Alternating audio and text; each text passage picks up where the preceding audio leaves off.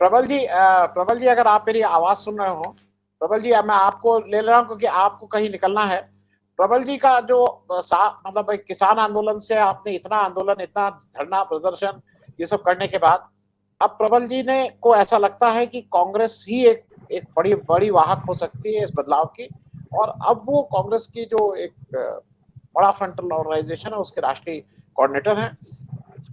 मैं प्रबल जी आपसे सीधे सीधे के प्रश्न, ये अभी तक क्या हो गया भाई? 5:40 हो रहे हैं, मैं अभी न्यूज लगाया हुआ हूँ, कहीं से कोई जवाब नहीं। सब लोग पाकिस्तान में बिजी हो गए हैं।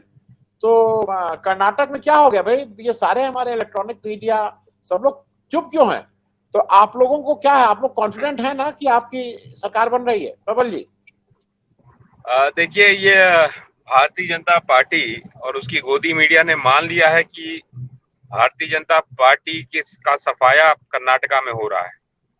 और जो हम लोग के पास फीडबैक आ रहा है कि लिंगायत समूह का वोट जबरदस्त कांग्रेस पार्टी के पक्ष में पोल हुआ है, और बाकी और भी समूहों का वोट कांग्रेस के पक्ष में आया है। तो मुझे तो उम्मीद है 2/3 मेजॉरिटी आएगी कांग्रेस की।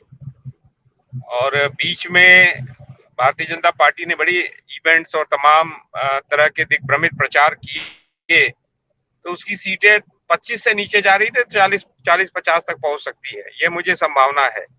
अब ये जो मेरे पास फीडबैक है, जो साथी गए हुए हैं, जो वहां पर सर्वेज की टीम्स हैं, उनके कुछ साथियों से बात हुई, तमाम पत्रकारों से भी बात हुई है, कांग्रेसमैन से भी बात हुई है, तो मुझे लगता है कि एक हैंडसम विक्ट्री होने जा रही है। और ये घबराहट इसीलिए उन्होंने शिफ्ट कर दिया है।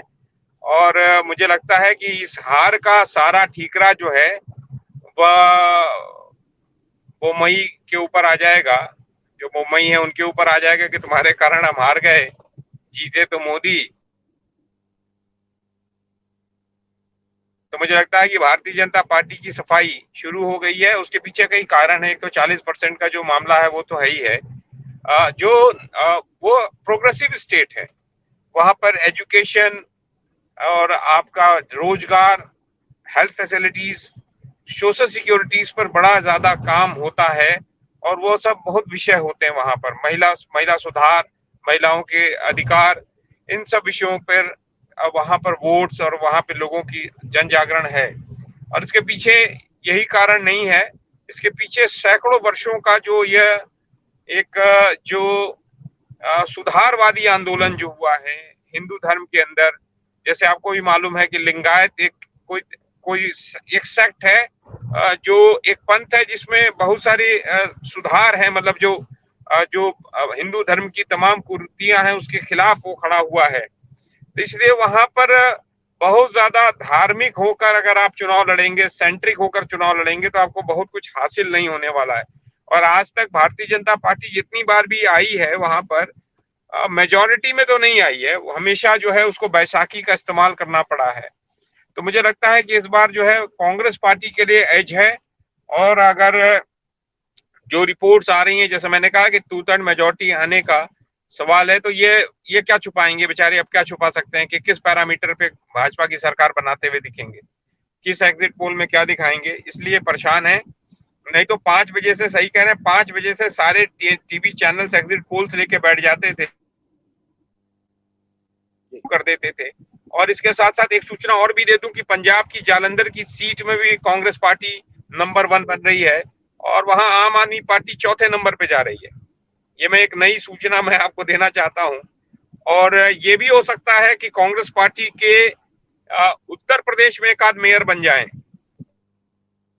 या सेकंड पे आ सकते हैं। मतलब अच्छी फाइट कांग्रेस पार्टी कुछ सीटों पर, मेयर के भी कुछ सीट, नगर निगम के कुछ सीटों पर भी देने जा रही है। ठीक है। तो ये बहुत बड़ा एक चेंज, एक ड्रास्टिक चेंज कांग्रेस पार्टी के पीछे के साथ हो रहा है। और इसके पीछे कारण यह है कि जो राहुल गांधी की जो उनकी पदयात्रा थी उसने, और उसके बाद जो उन्होंने सवालात उठाए थे मोदी और अडानी के विषय पर, उनका जो छीना गया संसद सदस्यता और उसके बाद बंगला, ये भी एक मुद्दा है। और जिस तरीके से बोलने नहीं दिया जा रहा है कांग्रेस पार्टी के तमाम नेताओं को, उनको लगाम कसी जा रही है भारतीय जनता पार्टी के द्वारा।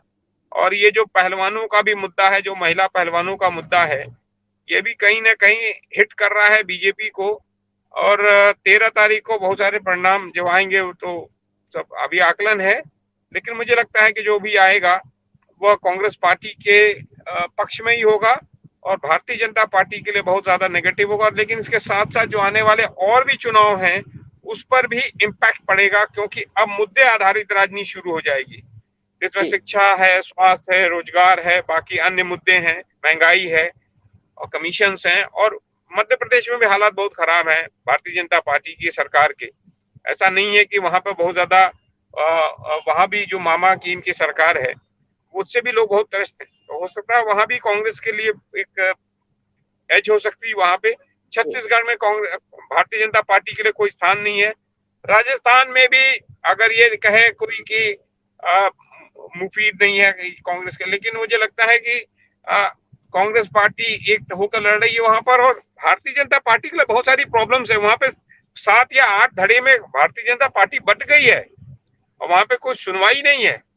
तो मुझे लगता है कि नरेंद्र मोदी का जो ब्रांड है वो ब्रांड नरेंद्र मोदी ध्वस्त होता जा रहा है और अब ब्रांड नरेंद्र मोदी मात्र गुजरात तक सीमित हो चुके हैं।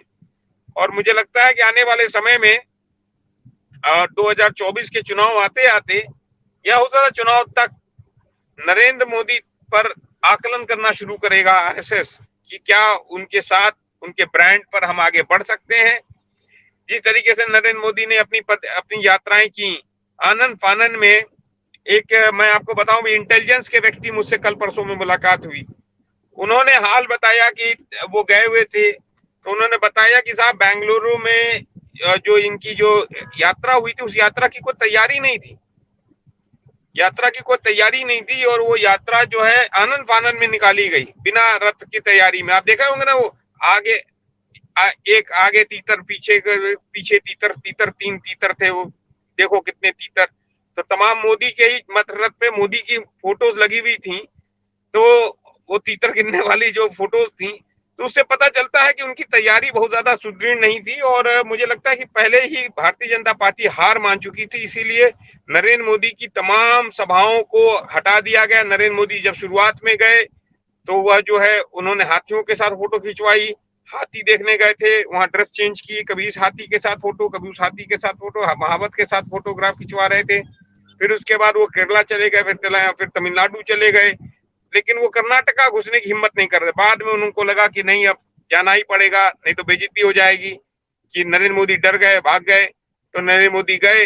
लेकिन अब नरेंद्र मोदी जाए, कुछ भी करें, तीतर लगाएं, बटेर बनाएं, वहां पर कुछ भी हाथी के साथ फोटो खिंचवाएं, अब वो ठीक है। अब नरेंद्र मोदी जी के वानप्रस्थ जाने का समय आ चुका है और नरेंद्र मोदी जी ने इसकी शुरुआत जो है, वानप्रस्थ जाने की शुरुआत जो है, उन्होंने कर्नाटका के जंगल में जाकर शुरुआत की है। मैं उनको शुभकामनाएं देता हूं और मैं उनको जो है अभी से आने वाले समय में वानप्रस्थ जीवन के लिए उनकी मेरी साधुवाद है। और वो जहां जाएं, अगर वो वहां पर कोई रिजॉर्ट बनाते हैं तो मैं उनसे मिलने जाऊंगा और उनसे मैं बहुत सारी चीजें सीखने की कोशिश करूंगा, किस तरीके से किसी भी इवेंट मैनेजमेंट की जा सकती है। मैं इतना ही कहना चाहता हूँ। धन्यवाद। मैं रास्ते में हो सकता है मेरे, हाँ ठीक है, ठीक है, ठीक है, धन्यवाद जुड़े रहने के लिए। अगर आप एक और लास्ट एक बात कहना चाहता हूँ कि नरेंद्र मोदी जी ने जो बजरंगबली की बात की, नरेंद्र मोदी जी भूल गए कि जो महिला पहलवान है या वो जो बजरंग पुनिया है वो तो बजरंग है, लेकिन वो बजरंग बली जो है वो हमेशा अखाड़ों में, भारत के जितने भी अखाड़े, ग्रामीण अंचल से आप भी आते हैं, मैं भी आता हूँ, और हमारे राय साहब भी आते हैं और ब्रजेश सिंह जी भी आते हैं। अखाड़ों में जितने भी अखाड़े होते हैं उसमें बजरंग बली की मूर्ति की पूजा करने के बाद ही पहलवान उतरते हैं, सबसे पहले बजरंग बली की पूजा करते हैं। तो बजरंग बली के जो पुजारी हैं, जो भक्त हैं, पहलवान, उन पहलवानों के आंखों में आंसू उन्होंने दे दिया और इसीलिए बजरंग बली का आशीर्वाद अब नरेंद्र मोदी के साथ नहीं है। इसीलिए जो मल्लिकार्जुन खड़गे जी ने नारा लगाया था, जय बजरंग बली और तोड़ भ्रष्टाचार की नली, मुझे लगता है भ्रष्टाचार की नली टूट चुकी है वहां पर। बजरंग बली का आशीर्वाद भी अब जो है कांग्रेस पार्टी के साथ है। धन्यवाद।